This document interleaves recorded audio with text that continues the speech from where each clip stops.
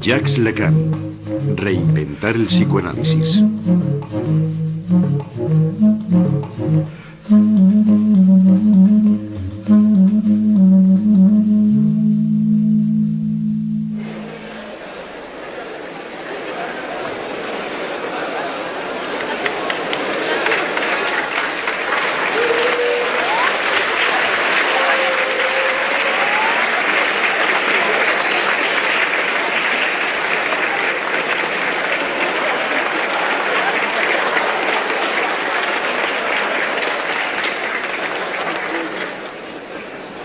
On entend?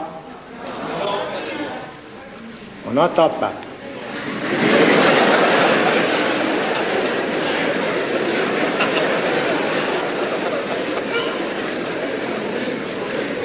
Et comme ça, entend-on? Ça va pas? Dites, ça va? Alors, la cravate, donc, était un obstacle. J'ai jamais la moindre intention de faire une conférence, mais j'ai un enseignement. J'ai fait ça pendant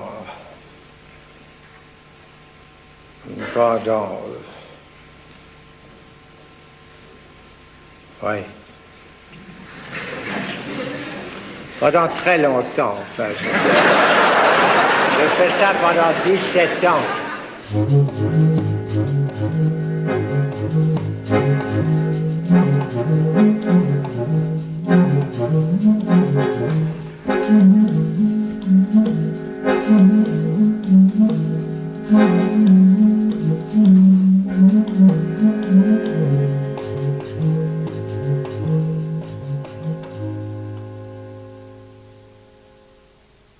Freud pensaba que el psicoanálisis era una revolución del espíritu que debía sacudir la conciencia del mundo. Consideraba el inconsciente como un depósito de fuerzas de pulsión que se hallaban constreñidas en las profundidades biológicas del alma. Explorador del artificio de la palabra, Jacques Lacan fue el único heredero de Freud que abandonó este romanticismo de la ciencia procedente de Darwin para revelar el carácter subversivo del psicoanálisis. Lacan convierte el inconsciente en una estructura del lenguaje cuya lógica formal se desarrolla como una fuga de Bach o un poema de Mallarmé. Yo soy el único que ha leído a Freud, llegará a decir. On a eu la bonté de me présenter. Je vais entrer dans la difficile tâche de vous faire entendre ce soir, disons, quelque chose.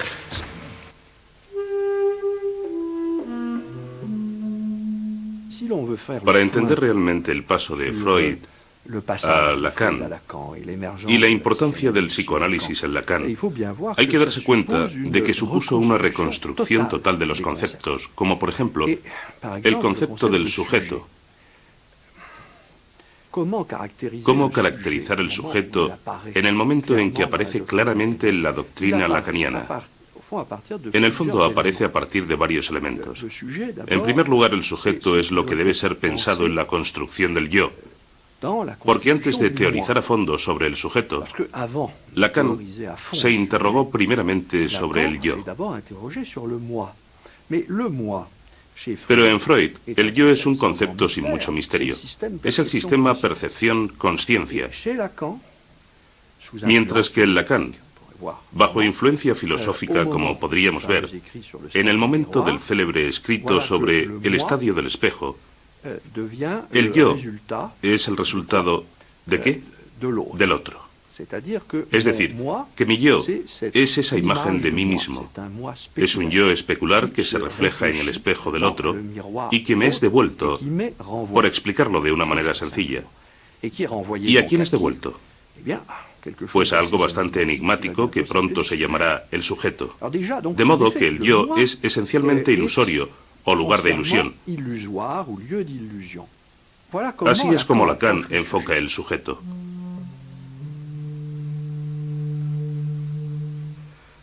El estadio del espejo es el momento durante el cual el niño entre los 6 y los 18 meses anticipa el dominio de su unidad corporal por la captación de su imagen en un espejo.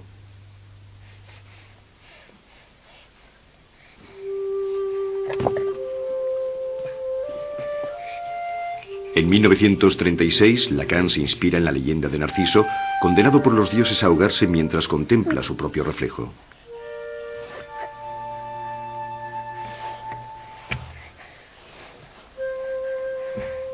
Cuando el sujeto reconoce al prójimo, alcanza la socialización y se desprende del mundo interior centrado en el yo.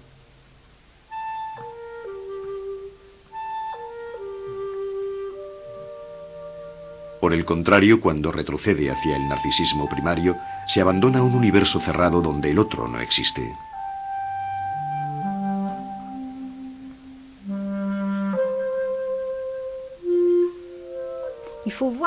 Hay que contemplar la aportación de Lacan como un cuadro moderno. Lacan ya no representa el universo clásico de las imágenes, sino el universo de la pintura moderna. Es la pintura de Picasso frente a la pintura clásica. La nariz se ha desplazado, los ojos se han movido, las imágenes están fracturadas. Toda la modernidad está representada, mientras que Freud representa una imagen mucho más clásica del sujeto. Precisamente por eso podemos relacionar a Lacan con el barroco. Todo está deformado. Es como si fuera Freud, pero desmesurado.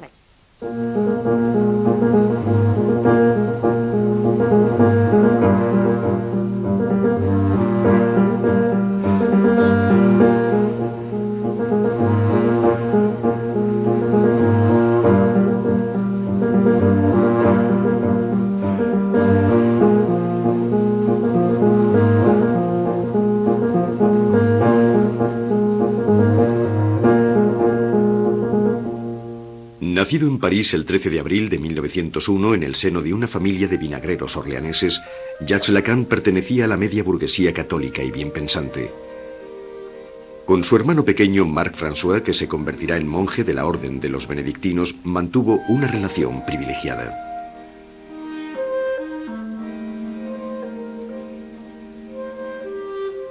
Durante sus estudios en el colegio Stanislas se inicia en la obra de Nietzsche y de Spinoza, y más tarde rechaza el catolicismo.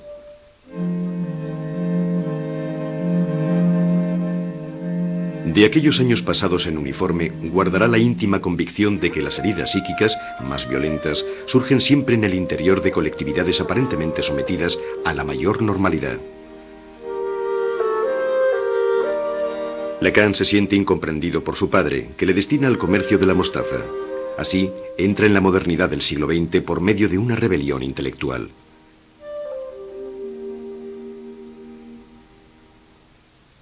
Deseoso de explorar la raíz de la locura, cuyas sombras había percibido en su propia familia, se orienta hacia la psiquiatría. En el hospital de Saint-Anne se enfrenta al sufrimiento de un asilo y se apasiona por la paranoia, una forma de locura tan coherente que Freud la comparaba con un sistema filosófico. Lacan hace de la paranoia un modo de razonamiento lógico inscrito en el corazón de la personalidad humana. Naturalmente podríamos preguntarnos por el propio tema de la paranoia. Sabemos que tuvo mucha importancia para Lacan, puesto que fue el tema de su tesis doctoral, igual que para el surrealismo a través de Salvador Dalí. Ahora bien, la paranoia es la búsqueda de la verdad. Y la suposición del paranoico es que a pesar del desorden de las apariencias, en alguna parte se esconde una realidad de cuya existencia está plenamente convencido y que confiere sentido a todo lo que ocurre a su alrededor. Y esa realidad es generalmente un complot o un crimen urdido contra él. Y precisamente esa es la estructura misma de nuestra búsqueda del conocimiento.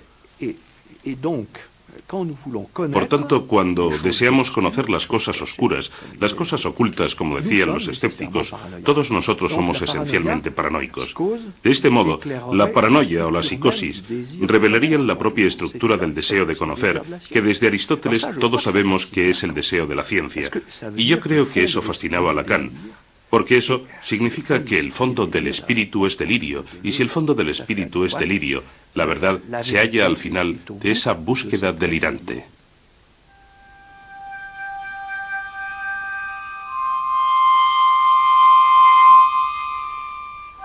En 1930, los psiquiatras de su generación, marcados por la expansión del psicoanálisis, se interesan tanto por el estudio del delirio como por las aptitudes pasionales de las mujeres histéricas.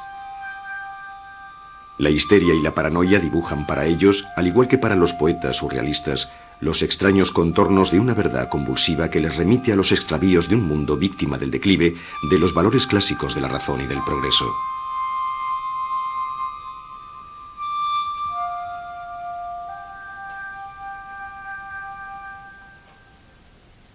En 1932, Lacan publica su tesis de medicina dedicada al estudio de un caso de paranoia femenina.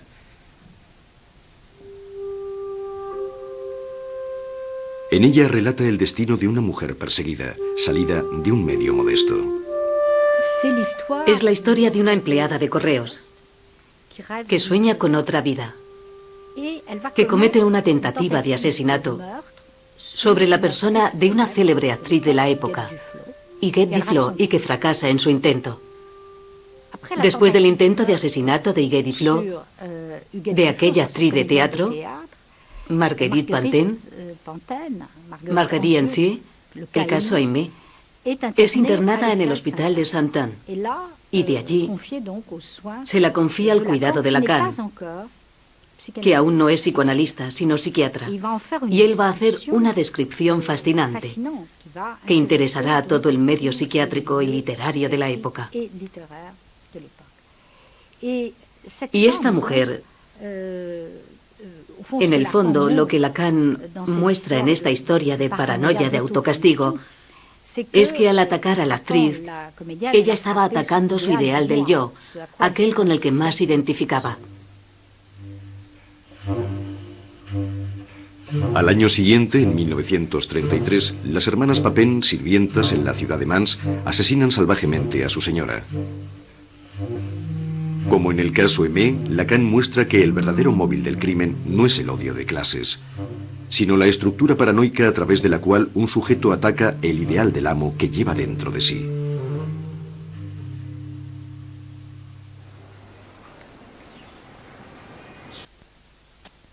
Todo se de llenadas. Según Lacan, esta locura femenina se asemeja a un teatro de la crueldad surgido de un tiempo inmemorial.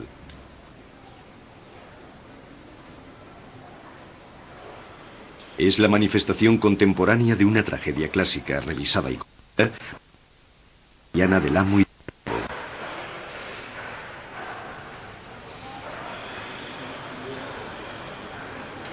a partir de 1934, Lacan asiste al seminario de Alexandre Kolleve sobre la fenomenología del espíritu de Hegel, aparecida en 1807 y aún no traducida al francés.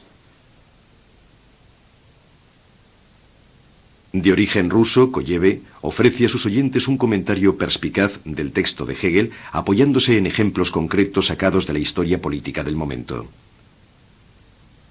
Georges Bataille y Raymond Queneau son adeptos a esta enseñanza oral de la que Lacan imitará el estilo.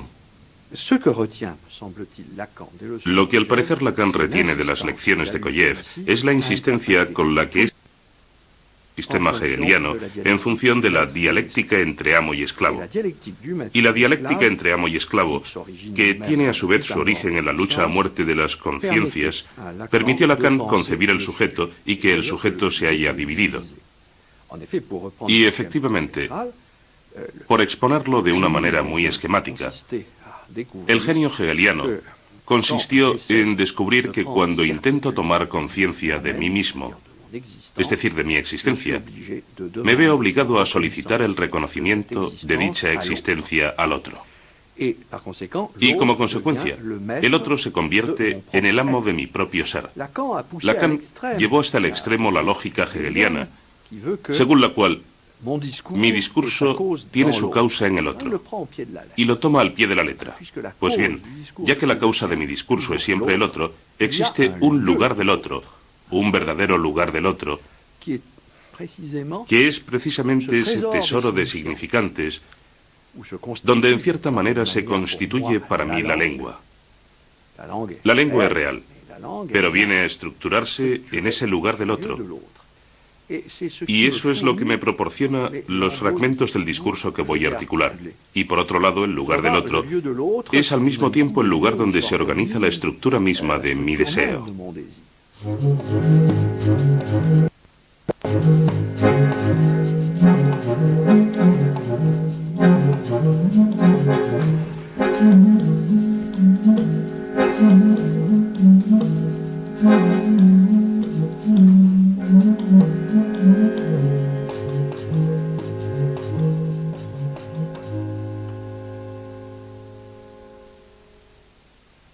En 1934, Lacan se casa con Marie-Louise Blondin, con la que tendrá 3 hijos, Caroline, Tribot y Sibylle.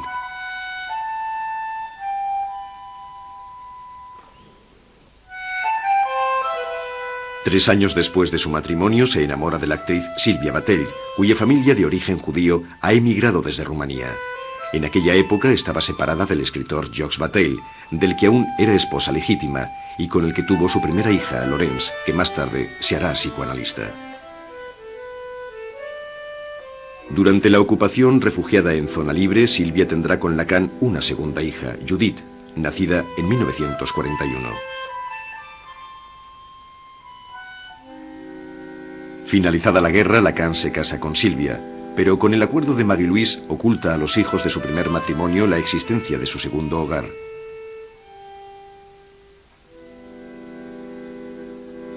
Teórico del amor y del gozo femenino, Lacan buscará sin cesar los refinamientos de una seducción de la que sabrá describir todos sus engaños. Le réel pour l'être parlant, c'est qu'il se perd quelque part. Et où, c'est là que Freud a mis l'accent, il se perd dans le rapport sexuel. Il est absolument fabuleux que personne n'ait articulé ça avant Freud, alors que c'est la vie même des êtres parlants. Qu'on se perde dans le rapport sexuel, c'est évident, c'est massif, c'est là depuis toujours, et après tout, jusqu'à un certain point, on pourrait dire que ça ne fait que continuer. Si Freud a centré les choses sur la sexualité, c'est dans la mesure où, dans la sexualité, l'être parlant bafouille. Est-ce qu'il a ou non le sentiment qu'il y a quelque chose qui se répète dans sa vie, toujours la même, et que c'est ça qui est le plus lui. Qu'est-ce que c'est que ce quelque chose qui se répète? Un certain mode du jouir.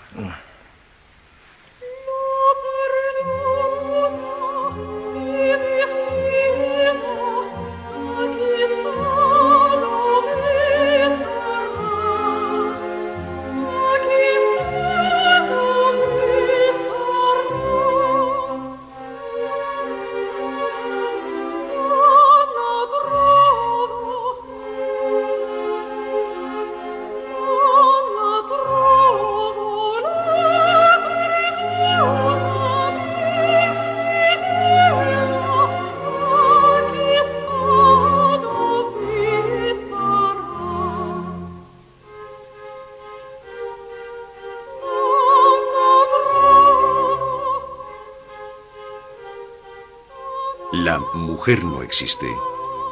El amor es dar lo que no tenemos a alguien que no lo quiere. El deseo del hombre es el deseo del otro. Lacan tenía el arte de inventar sentencias y expresarlas con sentido del humor.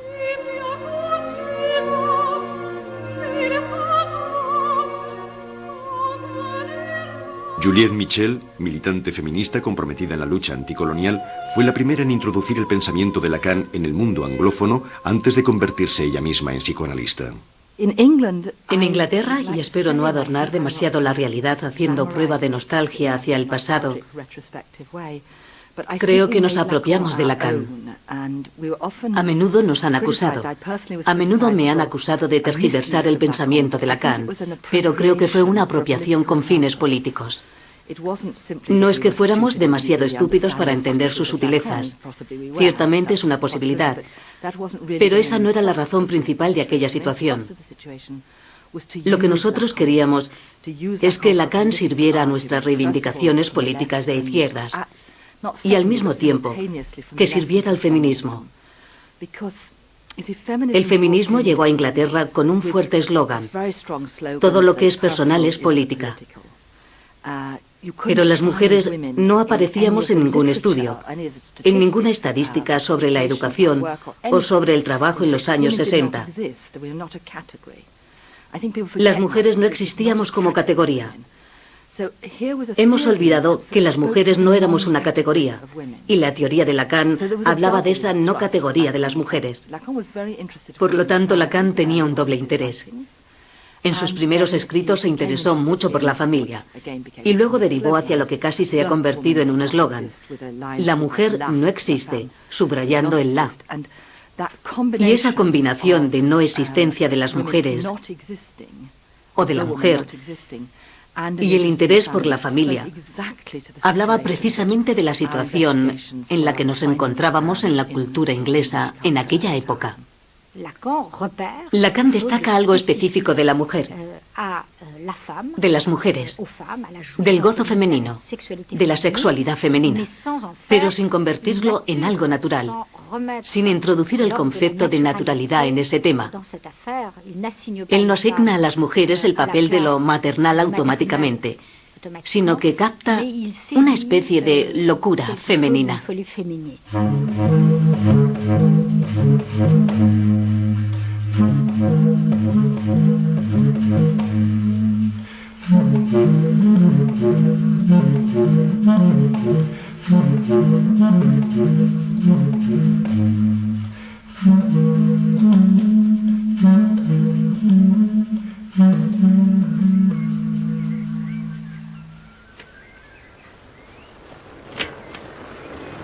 La tradición de la presentación de enfermos, heredada de la medicina hospitalaria, consistía en exhibir a un paciente ante un auditorio de facultativos o de estudiantes para que éstos le hicieran unas preguntas cuya significación profunda se suponía que se le escapaba.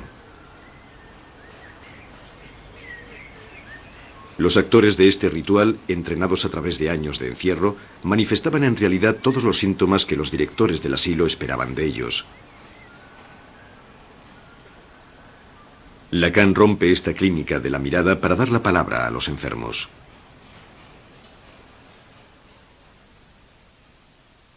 Analizado por Lacan, el psicoanalista Jean-Bertrand Portalis asiste a estas presentaciones al mismo tiempo que participa en el famoso seminario cuyo resúmenes transcribe. Lacan era extraordinariamente, yo diría que cortés con sus enfermos, tratándolos no como a pacientes de asilo, sino realmente como, es lo mínimo, me dirá usted, pero no siempre es el caso, como seres humanos. Y poco a poco les empujaba, creando una auténtica atmósfera de confianza, a que se expresaran con plena libertad. Por contar una anécdota bastante jugosa, recuerdo que una vez había una mujer paranoica que se quejaba de que la seguían por todas partes. Me siguen, me siguen, me siguen, me siguen. Y Lacan, al acabar, le dijo: no se preocupe, querida señora, porque decía querida señora. Voy a buscar a alguien para que la siga, refiriéndose a un médico que siguiera su caso y la tratara. Paralelamente estaba el seminario que impartía en Saint-Anne, en el anfiteatro que le había ofrecido el profesor Jean Delay. De modo que las dos cosas funcionaban completamente a la par. Lacan le daba mucha importancia a la asistencia a su seminario. Recuerdo que una o dos veces me salté las clases, hablo como un colegial que hiciera novillos, y me echó una buena reprimenda. ¿Por qué no vino usted el miércoles? No le vi, etcétera. ¿Y por qué funcionaba a la par? Porque estaba aquel seminario que era para mí el de los grandes años de Lacan. Un Lacan extraordinariamente brillante, estimulante. Todos los que asistíamos, aunque tampoco formábamos legión, éramos cerca de un centenar, teníamos la sensación de estar participando, no solo de asistir, de estar participando en el nacimiento del psicoanálisis, en su reinvención, como si fuéramos pioneros, como quizá pudieron serlo los primeros discípulos de Freud. Era una palabra. Yo insisto mucho en eso, en movimiento, como si él mismo en aquellos años estuviera también inventando e inventándose a sí mismo. Aquello era lo que nos daba un cierto entusiasmo, que participábamos, yo diría que casi de acuerdo con él, en resonancia con él, en un movimiento inventivo. Después de la Segunda Guerra Mundial, sin renunciar a la herencia de la filosofía alemana, Lacan se vuelve hacia el estudio de las estructuras simbólicas de la subjetividad. Apoyándose en los trabajos del antropólogo Jean-Claude Lévi-Strauss y del lingüista Roman Jakobson, hace del inconsciente el lugar de una cadena de significantes. Lévi-Strauss tuvo una importancia considerable en sus trabajos. ¿Por qué? Porque el problema que resolvió en cierto modo Lévi-Strauss con las estructuras elementales del parentesco fue mostrar que la prohibición del incesto, es decir, ese corte, esa obediencia a la ley de lo simbólico, en el fondo representa el paso de la naturaleza a la cultura. En otras palabras, el hombre no se prohíbe el incesto porque le horrorice, sino porque desea el incesto.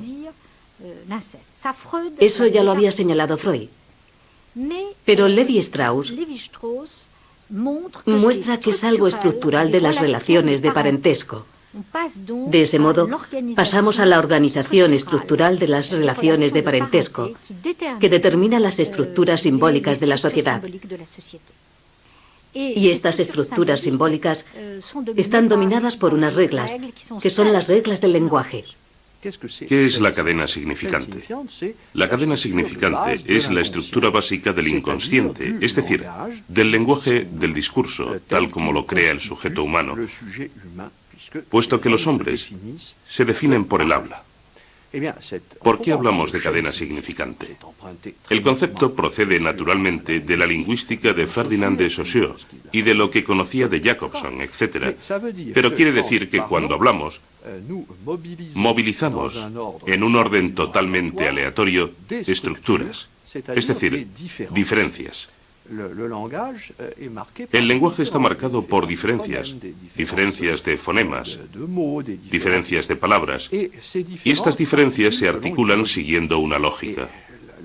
Y Lacan habla de una cadena porque los significantes se encadenan según una lógica, y la cura analítica debe encaminarse a poner de manifiesto esa lógica que es común a todo sujeto.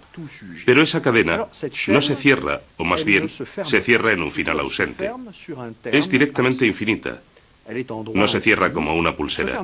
Es como una pulsera cuyo cierre hubiese saltado. Y ese punto donde salta es, según Lacan, la causa de todo. Como decía Lenin, con quien se relacionaba en otro tiempo Lacan, una cadena es tan fuerte como la fuerza de su eslabón más fuerte, que su eslabón más débil. Un interesante lapsus. Pues bien, el eslabón más débil es el que da su coherencia a la cadena, y al mismo tiempo, el que llegado el caso la hace saltar. Y ese eslabón es el objeto del deseo al que llamará el objeto petit a. Petit a porque es otro, siempre es otro del que creemos, de modo que es radicalmente otro. Y hasta tal punto es otro que no podemos representárnoslo. Ce que l'expérience nous montre, c'est que cet un langage dont j'ai parlé et qui est ce dans quoi vous avez tous cru et grandi, que vous avez reçu chacun, disons le mot dans votre famille, n'est-ce pas, n'est pas là quelque chose qui vous a été transmis sans vous véhiculer en même temps toute une réalité frémissante et vacillante, enfin, qui est faite du désir de vos parents. C'est pour autant que dans la formation de chacun, cette incidence par la mère, enfin par la langue maternelle, enfin par ce quelque chose qui est à la fois au principe que c'est vers là que se tourne l'amour.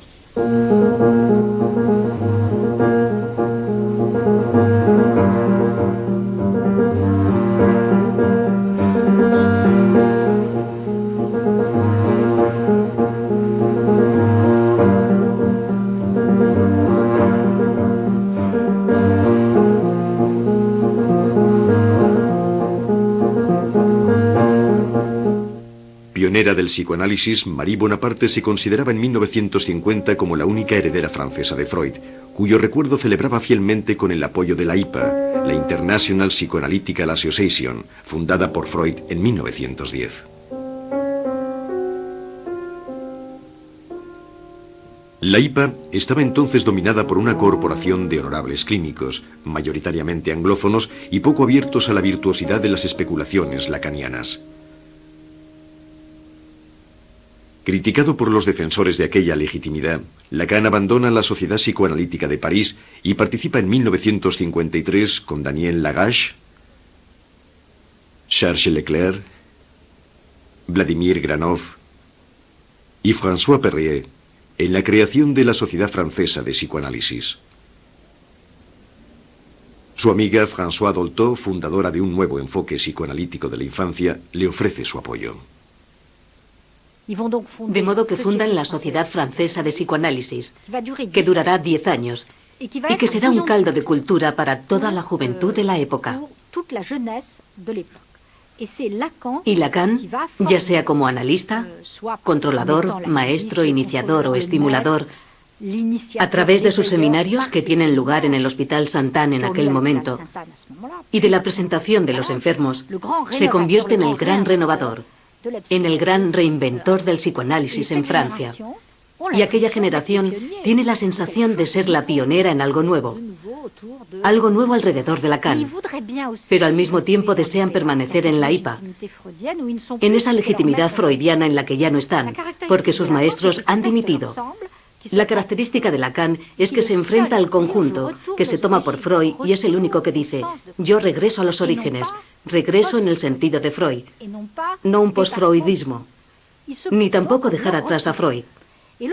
De modo que se presenta como refundador, y el refundador es transgresivo, no respeta ninguna regla. Pero para la IPA resulta inaceptable, y no solo por la duración de las sesiones. Están dispuestos a aceptar las enseñanzas de Lacan. Aceptan totalmente sus enseñanzas, pero solo si permanece en la IPA como filósofo teórico, nunca como formador de alumnos. Así que Lacan va a encontrarse en una situación totalmente distinta a la de Freud, siendo fundador y a la vez director de la escuela. Es decir, que Lacan, al fundar la Escuela Freudiana de París en 1964, va a ejercer funciones que Freud nunca ejerció. Será a la vez cabeza pensante, analista y jefe político de su escuela. Es decir, que acumula todas las funciones, mientras que Freud había delegado el poder, digamos político, a sus discípulos. Fundo, solo como lo he estado siempre, en mi relación con la causa psicoanalítica, la Escuela Francesa de Psicoanálisis, cuya dirección asumiré personalmente durante los próximos 4 años, pues nada me impide responder de ello en el momento presente. Única en su género, la aventura de la Escuela Freudiana de París acabará 16 años más tarde, en 1980. Gracias a ella, Lacan pudo situar el deseo de ser analista en el corazón mismo de la formación de futuros didactas. L'inconscient reste le cœur de l'être pour les uns, et d'autres croiront me suivre à en faire l'autre de la réalité. La seule façon de s'en sortir, c'est de poser qu'il est le réel, ce qui ne veut dire aucune réalité. Le réel en tant qu'impossible à dire, c'est-à-dire en tant que le réel c'est l'impossible, tout simplement. La verdad es que me produce un efecto curioso, casi una extrañeza inquietante, porque estoy oyendo la voz de Lacan y al mismo tiempo le he imitado tantas veces, ya lo ve, transferencia, no muerte, que no sé muy bien si es a mí a quien escucho o a él. Es él en toda su extensión, con ese suspense del que hablaba hace un rato, con esa fórmula definitiva y sin embargo totalmente enigmática. Lo real es lo imposible es lo real, en tanto que se siente uno un poco perdido y te dices, puede que sea genial o puede que sea yo que no entiendo nada. Me recuerdo lo que dijo Lacan al comenzar un seminario con gente como Merleau-Ponty, Hippolyte, Monet, Ricoeur, muchos otros. Todavía me parece estar escuchándole mientras decía, quizá no dirigiéndose a ellos, sino al auditorio en general. Pero bueno, ¿van a abrir de una vez sus entendederas? La verdad es que no puedo decir que me conmueva, porque tenía un lado un poco comediante, o más bien mucho. Le gustaba adornarse, igual que se adornaba en su atuendo, con sus chaquetas, sus cuellos tipo Mao y sus famosos puros retorcidos. Cuando comenzó sus seminarios me interesó muchísimo. Y cuando entendí algo, me parecía genial, porque en pocas palabras englobaba una experiencia de múltiples casos. Y en eso consiste la simbolización. Así que me decía, este hombre habla de cosas, y lo que no entiendo debe ser de la misma onda. Amiga mía, trabaja para intentar comprenderle. Pero debo confesar que a pesar de mis esfuerzos, cuando asistí a aquellos seminarios, y lo hice durante mucho tiempo, extraí algunas perlas de conocimiento, pero el resto era más bien un clima. Quizás en la menor.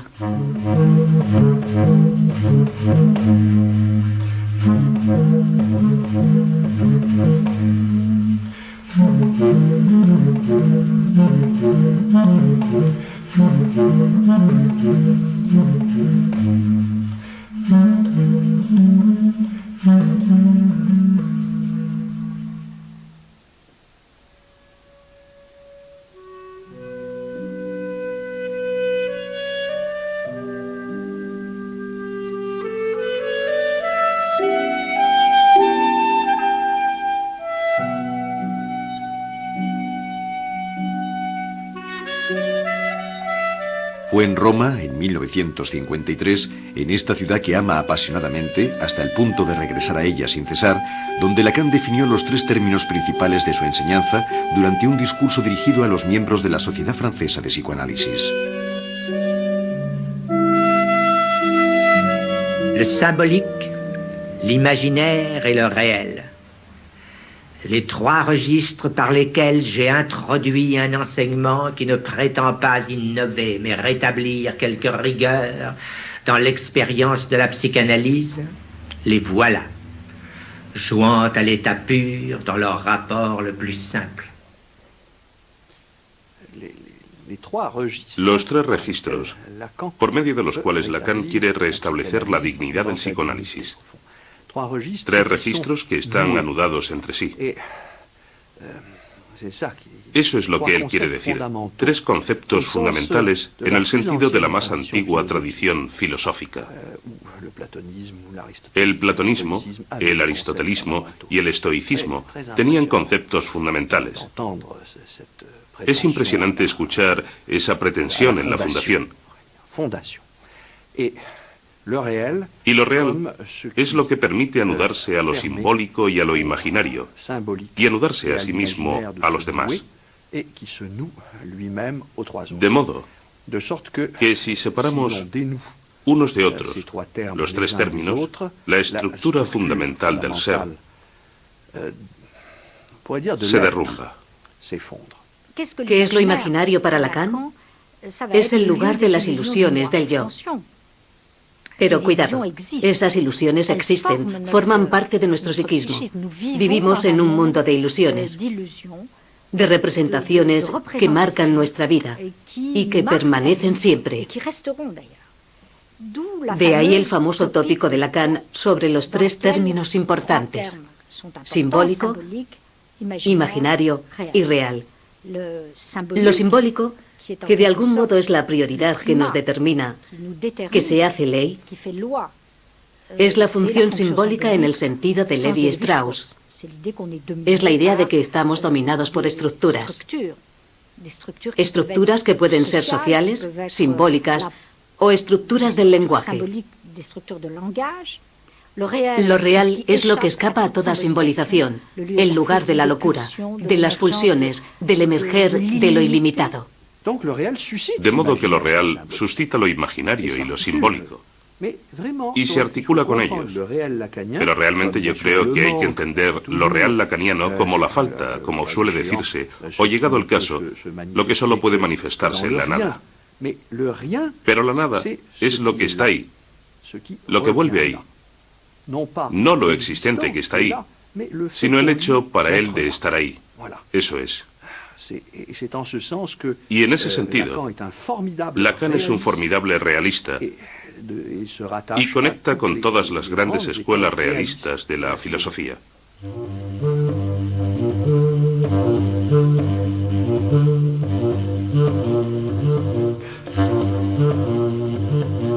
En 1963, el filósofo Louis Althusser invita a Lacan a la Escuela Normal Superior. Embarcado él mismo en una lectura estructural de la obra de Marx, que trata de desligar el comunismo de su derivación staliniana, le ofrece un brillante auditorio de jóvenes alumnos en busca de una revolución cultural que tiene a China como horizonte. Entre ellos, Jacques Miller, que se entrega con entusiasmo al servicio de los textos lacanianos. Más tarde se casará con Judith y se convertirá en el redactor de los seminarios de su suegro.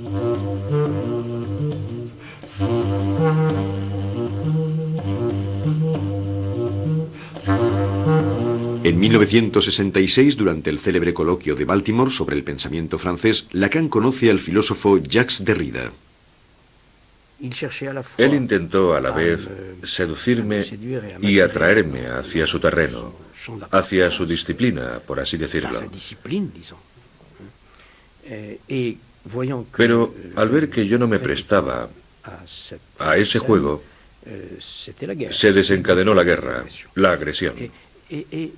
Y a pesar de todo, yo luché conmigo mismo, y creo que también contra aquella situación. Luché para no responder ni a la llamada seductora, ni a la agresión. Creo que nunca lo hice.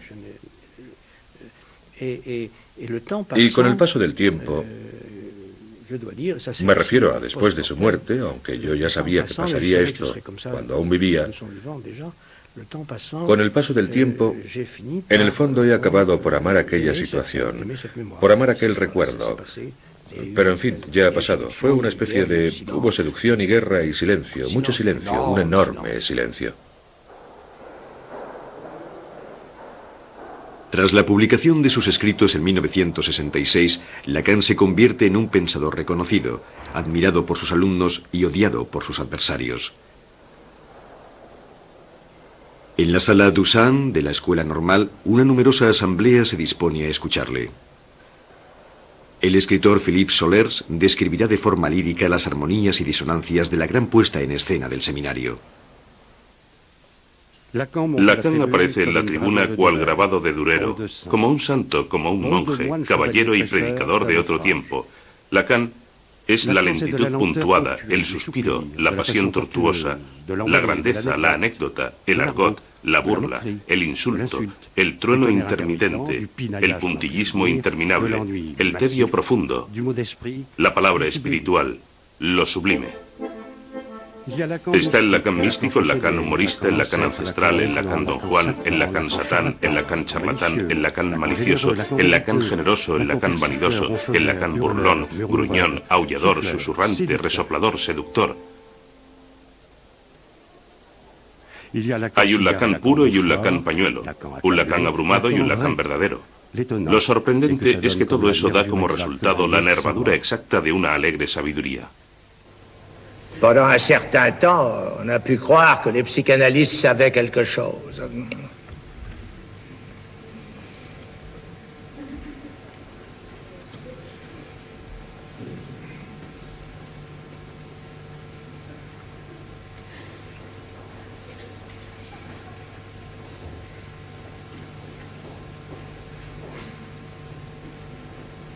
Mais ça n'est plus très répandu.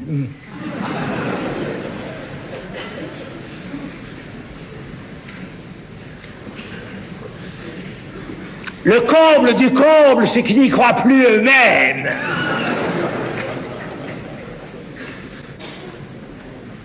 En quoi ils ont tort?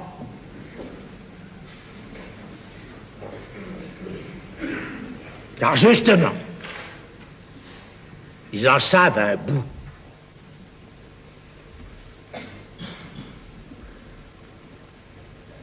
Se moquent exactement comme pour l'inconscient, dont c'est la véritable définition. Ils ne savent pas qu'ils le savent.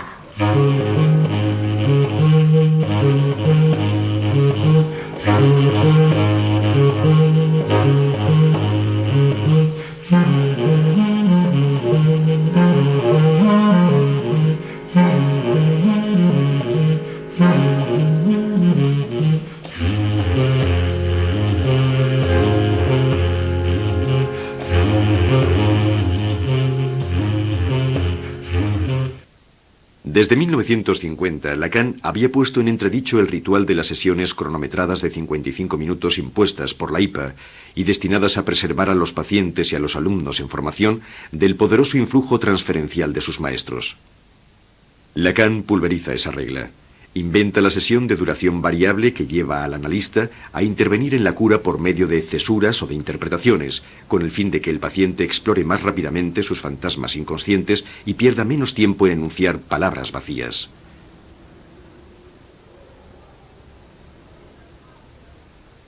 En 1971, profundamente afectada por el suicidio de su hermana, la psicoanalista portuguesa María Belo decide realizar con Lacan una segunda etapa de análisis. Creo recordar que fue una de las primeras veces que me refería al fallecimiento de mi hermana. Estaba llorando mucho y no tenía pañuelo. Él se dio cuenta y salió para traerme uno. Y bueno, yo me quedé con él, porque era un pañuelo de verdad, no un pañuelo de papel como hacen ahora. Era un pañuelo de mujer, de encaje, un pañuelo muy bonito. Así que me lo llevé para lavarlo y devolvérselo la próxima vez. Y me di cuenta de que era un pañuelo muy antiguo, porque estaba un poco rasgado y era de seda. Y de una forma imaginaria, de transferencia, pasé algún tiempo, no sé muy bien cómo se dice en francés, arreglando aquel pañuelo, haciendo una especie de encaje alrededor de aquel desgarro, que de hecho tenía mucho que ver, de una forma simbólica, con el desgarro que me había llevado hasta él. La calidad de su presencia hacía que se desencadenara un trabajo. Cada sesión desencadenaba un enorme trabajo analítico en mí, hasta el punto que cuando llegaba a mi casa escribía cartas de varias páginas que luego depositaba en su buzón durante los intervalos entre las sesiones.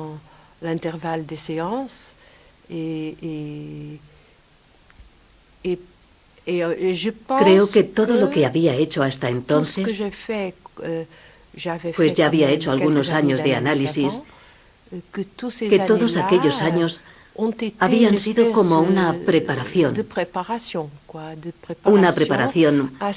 para lo que iba a desencadenarse en aquel momento.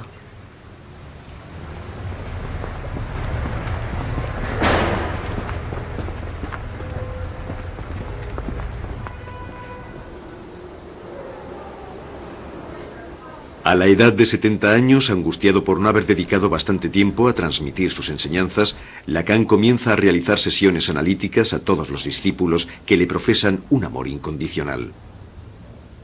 Sin justificación clínica, transforma progresivamente la experiencia de la cura en un laboratorio de lo extremo y acaba reduciendo la duración de la sesión a unos pocos minutos. Lacan instauró aquel método hasta la práctica disolución de la sesión. Primero porque, en su situación de maestro solicitado, no podía rechazar el análisis a ninguna persona. Y por otro lado, su pasión se traducía en una escucha muy particular, incluso en aquella ausencia de tiempo, que era sustituida por otra cosa distinta en el estudio de la calle Lille y de su apartamento. Aquellos que vivieron esa experiencia llevada al límite de lo imposible, pues aquellas sesiones ultra breves eran como algo imposible, pudieron extraer cosas negativas y a veces cosas positivas, pero participaron en una aventura única. Lo que yo aprendí del análisis lacaniano fue sobre todo la forma de cortar la sesión. Es decir, servirse del corte de una sesión